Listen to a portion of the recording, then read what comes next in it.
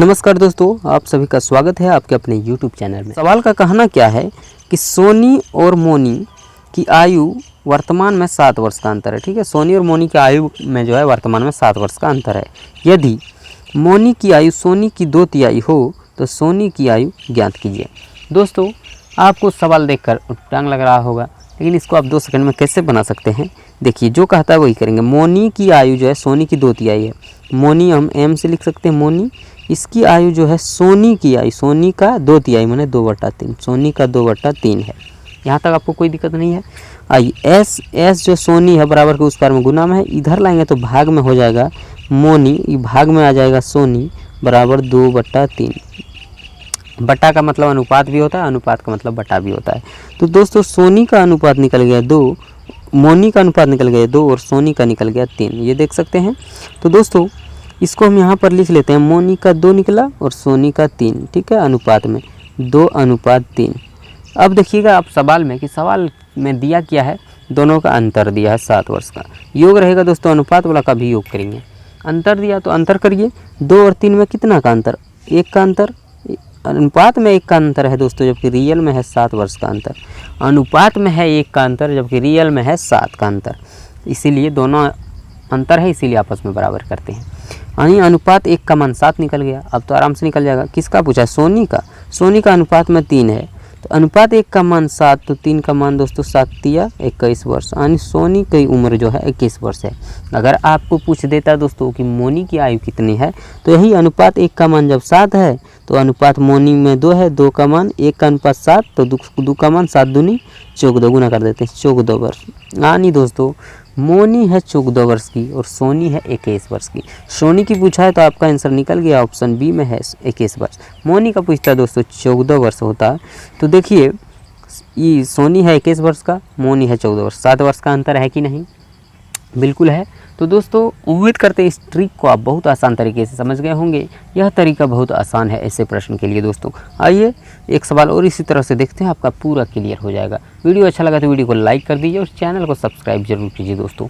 चलिए बढ़ते हैं नेक्स्ट सवाल की ओर। अगला प्रश्न क्या है?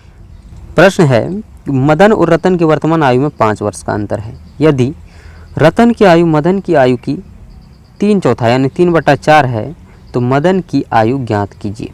लीजिए, वही बात है, यहाँ पर पकड़िए। क्या कहता है? रतन की आयु मदन की आयु की 3/4 है। रतन की आयु हम आर से लिखते हैं, मदन की आयु एम से लिखे। मदन की आयु का 3/4 यानी 3/4 है। अगर 3/4 लिखता है तो 3/4 हम लोग लिखते हैं। ऐसे 3/4 क्लियर लिखा है तो कोई बात नहीं। ठीक है, लीजिए वही करेंगे। मदन जो है एम उधर बराबर के गुना में है, इस पर लाएंगे तो भाग में हो जाएगा। आर भाग में आ गया मदन, उधर बचा 3/4। तो अनुपात यहीं से निकल गया। बटा मतलब अनुपात और अनुपात मतलब बटा भी होता है। ये रतन का अनुपात 3 है दोस्तों और मदन का ये 4 है, आप देख सकते हैं। तो आप यहाँ क्लियर हम लिख लेते हैं कि रतन अनुपात मदन का कितना अनुपात है? 3/4 यानी 3:4। ठीक है। अब क्या है, यहाँ दिया हुआ है अंतर, 5 वर्ष का अंतर है दोनों में। तो अनुपात में भी अंतर देखेंगे, 3 और 4 में कितना अंतर है? 1 का अंतर है, जबकि रियल में है 5 वर्ष का अंतर। यानी अनुपात 1 का मान 5। तो लीजिए, किसका का है? मदन की आयु ज्ञात कीजिए। अनुपात 1 का मान 5 है दोस्तों, तो ये मदन मतलब 4 है, तो 1 का मान 5, तो 4 का मान 5×4 20। यानी एक चॉकलेट का दाम 5 रुपया है, तो 4 चॉकलेट का दाम कितना होगा? 4×5 20। उसी तरह से दोस्तों, अनुपात 1 का मान 5 है, तो 4 का मान 4×5 20, यानी 20 वर्ष का मदन है। अगर कहता है रतन की आयु कितनी है, तो यही बात है। अनुपात 1 का मान 5, तो अनुपात 3 का मान 5×3 15 वर्ष। यानी दोस्तों, रतन 15 साल का है, मदन 20 वर्ष का है। तो दोस्तों देख लीजिए, 20 और 15 में 5 वर्ष का अंतर है कि नहीं? यही ना बोला है 5 वर्ष का दोनों में अंतर है, तो ये निकल जाता है दोस्तों। इस कौन सा ऑप्शन हो जाएगा? मदन की आयु पूछा, मदन की 20 वर्ष है। आपका आंसर ऑप्शन बी में दिया हुआ है 20 वर्ष। उम्मीद करते हैं ऐसे सवाल को आप बिल्कुल आसान तरीके से 2 सेकंड में, इतना आपको हमें समझाने में लेट लगता है, आप तो सिर्फ आपको बनाना, इतना लिखने की ज़रूरत नहीं, सीधा आप आंसर लगा देंगे। चलिए बढ़ते हैं नेक्स्ट प्रश्न की ओर, देखते हैं अगला प्रश्न क्या है। आ जाइए, सवाल है कि 4 भाइयों की आयु का योग 56 वर्ष है। उनकी आयु में अंतर क्रमशः समान रूप से 4 वर्ष है। सबसे बड़े भाई की उम्र कितनी है? दोस्तों 4 भाई है, यानी कहा था समान रूप से अंतर, यानी 4-4 साल का बड़ा छोटा है, यानी छोटा वाला 4 साल छोटा है, उससे बड़का उससे 4 साल बड़ा है, उससे बड़का उससे 4 साल बड़ा है, और उससे बड़का उससे 4 साल बड़ा है, यानी 4-4 साल का अंतर पर चारों भाई का उम्र है। तो दोस्तों योग 56 वर्ष है। तो मान लीजिए हम मानते हैं एक पहले छोटका वाला का x वर्ष होगा, दूसरका का कितना होगा, जोड़ते हैं, सबका योग यहाँ दिया है 56, तो योग हम भी करेंगे x + 4, दूसरा वाला होगा x + 4, ठीक है। उससे बड़का भाई का होगा x + 8, यानी 4 साल बड़ा, तो x + 1 बड़का भाई होगा 8, और इससे बड़का वाला होगा x + 8 + 4 = 12, यानी 4 साल बड़ा है, 8 + 4 = 12 वर्ष, सब मिलाकर हुआ 56 वर्ष, ठीक है। ये दिया हुआ है सवाल में। तो दोस्तों देखिए कितना भाई हुआ, 1 2 3 4, चारों भाई का योग किए 56 वर्ष दिया हुआ है, तो 4 भाई का हम लिखें, ठीक है।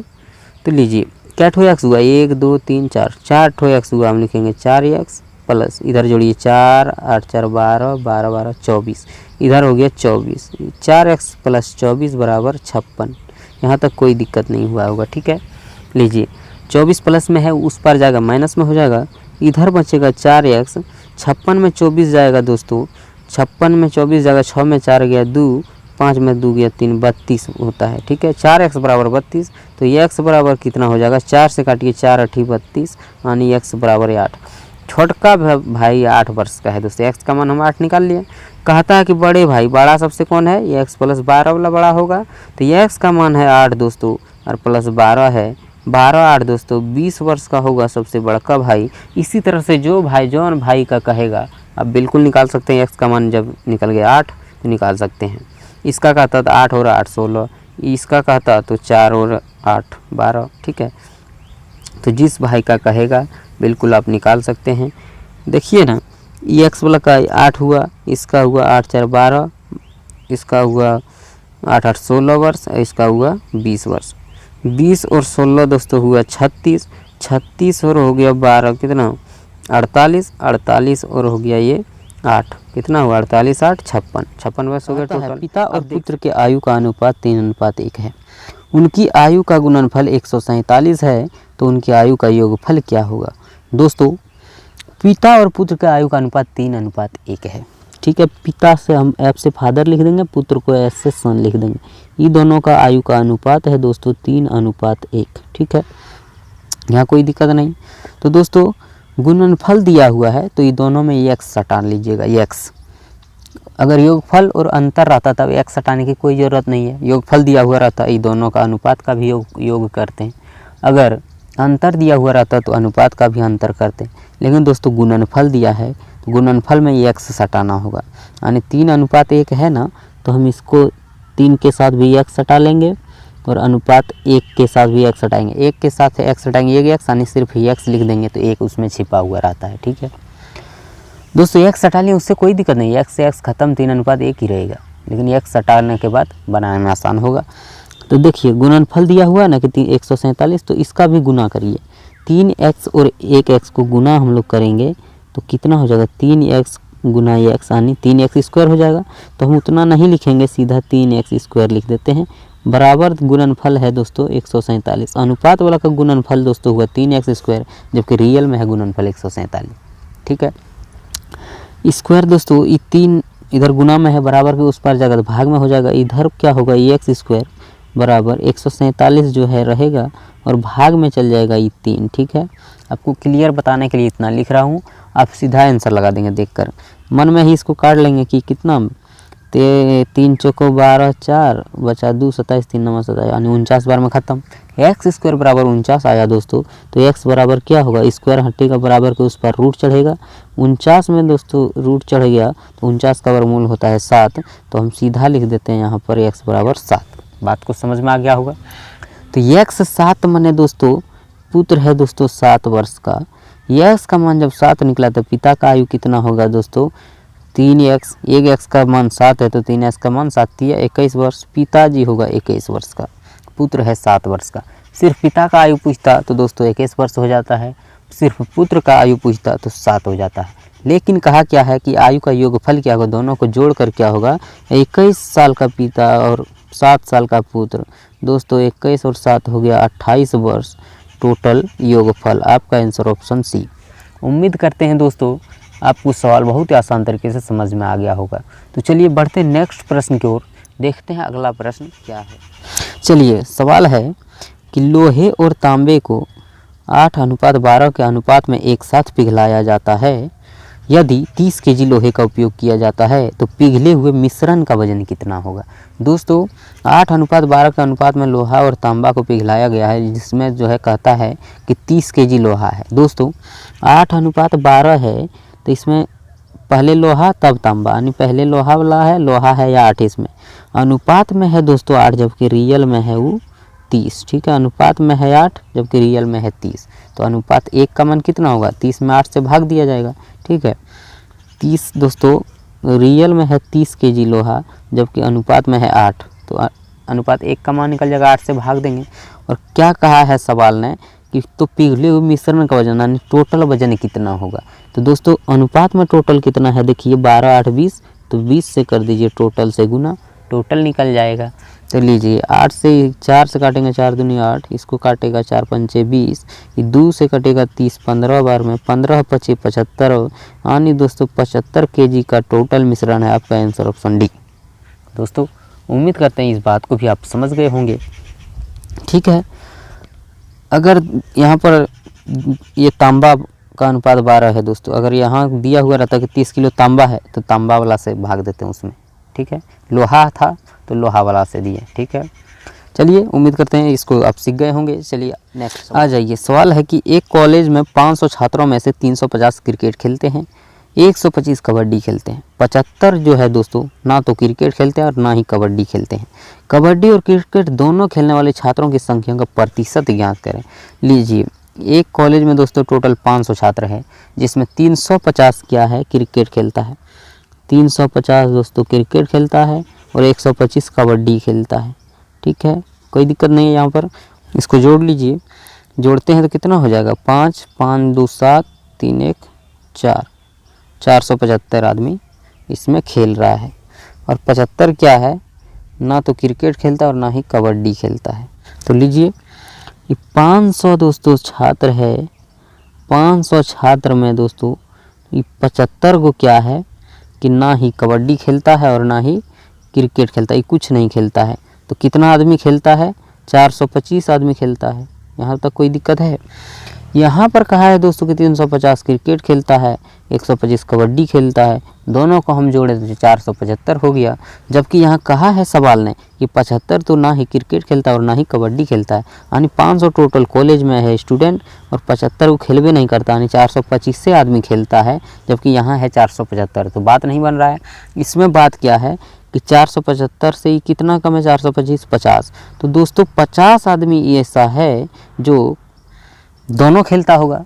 ठीक है, कबड्डी और क्रिकेट भी खेलता होगा, ताकि 425 से आदमी खेलना चाहिए ना यहाँ पर, लेकिन 475 हो जा रहा है। तो 50 आदमी जो है दोस्तों ये 475 से 425 होगा, 425 से 75, यानी 50 आदमी दोनों खेलता होगा, क्योंकि 75 वो नहीं है खेलता है। तो 50 आदमी दोनों खेलता है, दोनों का कहा है प्रतिशत। ठीक है, दोनों खेलता है 50 आदमी, जबकि टोटल है 500 स्टूडेंट, 500 विद्यार्थी में से 50 को दोनों खेलता है। प्रतिशत में लाने के लिए 100% से गुना।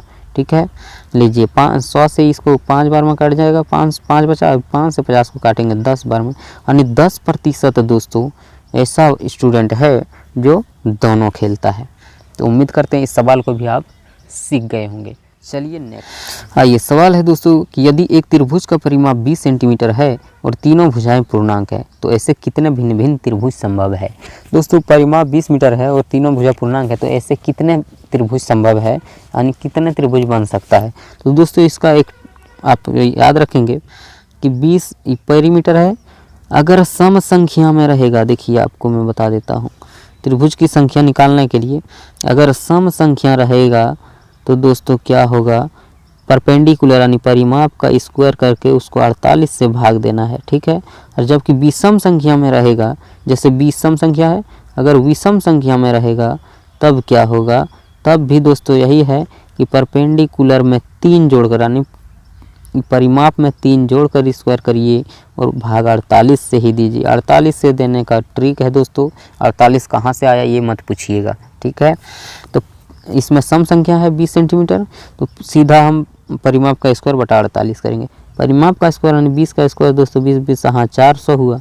48 से इसको भाग दे दीजिए, काटिएगा तो कितना है 4 से काटिएगा 12 चौक 48, इसको 4 से काटिएगा 100 बार मानी 100/12। 12 से भाग देंगे दोस्तों 12 8 96, बाकी दशमलव में नहीं जाना है, दशमलव में त्रिभुज नहीं न बनेगा। लगभग 12 से भाग देंगे 12 8 96, दशमलव नहीं यानी लगभग 8 गो त्रिभुज संभव है। इसको याद रखिएगा दोस्तों कि सम संख्या जब परिमाप दिया रहेगा सीधा परिमाप का स्क्वायर भाग 48 कितने त्रिभुज संभव है निकल जाएगा।